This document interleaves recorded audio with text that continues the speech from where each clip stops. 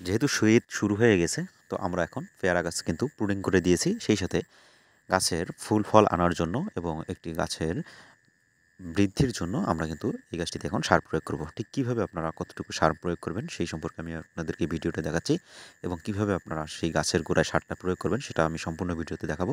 আপনারা মনোযোগ সহকারে ভিডিওটা দেখবেন এবং আমাদের চ্যানেলে নতুন হয়ে থাকলে চ্যানেলটি সাবস্ক্রাইব করুন, পেজটি ফলো দেবেন। চলুন শুরু করা যাক আমাদের আজকের ভিডিও। আসসালামু আলাইকুম সুপ্রিয় বাগানী ভাই বোনেরা, রংধনু নার্সারি থেকে সৈকত ইসলাম আছি আমি আপনাদের সাথে। আজকে আমাদের পেয়ারা গাছের বালতিতে সেট করা পেয়ারা গাছগুলো, তো এই গাছগুলোতে আমরা সার প্রয়োগ করব, কিছু প্রয়োজনীয় সার যেগুলো ফল ফুল আনতে বেশ সাহায্য করবে। তো আমাদের এই গাছটি কিন্তু একটি সিডলেস পেয়ারা গাছ, এবং গাছটি আমাদের প্রায় 10 লিটার বালতিতে সেট করা আছে। তো এই গাছটাতে আমরা দেখতে পাচ্ছেন প্রচুর পরিমাণে কিন্তু শিকড় হয়ে গেছে, এবং গাছের চারদিকে আমরা কিন্তু এখন সার প্রয়োগ করব। আপনারা একটা জিনিস মনে রাখবেন, যখন বালতি, টব, জিও ব্যাগ এই গাছগুলোর যখন আপনারা সার প্রয়োগ করবেন, তখন চেষ্টা করবেন গাছের যে পাত্রটা রয়েছে সেই পাত্রটার কাছাকাছি থেকে আপনারা চারদিক দিয়ে ঘুরবেন, অর্থাৎ গর্ত করে নেবেন, এরকম মাটিটা সরাই নেবেন। এখানে কিন্তু মোটা শিকড় হয়তো আছে, কিছু চিকন শিকড় আছে, এই শিকড়গুলো কিন্তু কেটে নেবেন, সমস্যা নাই। শিকড়গুলো কেটে নিলে গাছের বৃদ্ধিটা কিছুটা কমে যাবে, কিন্তু ফল ফল আনতে বেশ একটা সাহায্য করবে। আর এখন যেহেতু শীতকাল, সুতরাং আপনারা শীতকালের আগে আগে ঠিক আপনারা কিন্তু এই সারটা প্রয়োগ করবেন।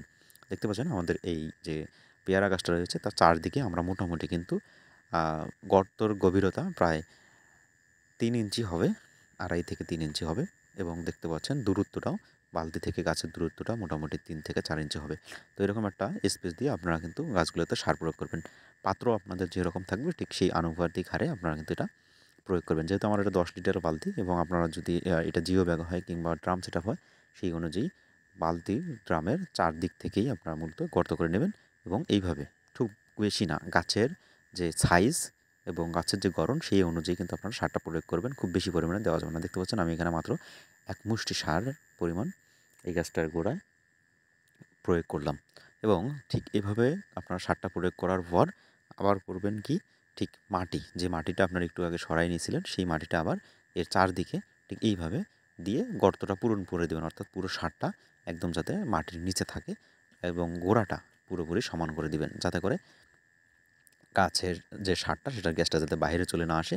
এবং দেওয়ার পর অবশ্যই মনে রাখবেন এটা পানি দিতে হবে, পানিটা দিলেই তখন গাছটা আপনার ভালো থাকবে। তো ভিডিওটা কেমন হয়েছে অবশ্যই জানাবেন। ধন্যবাদ।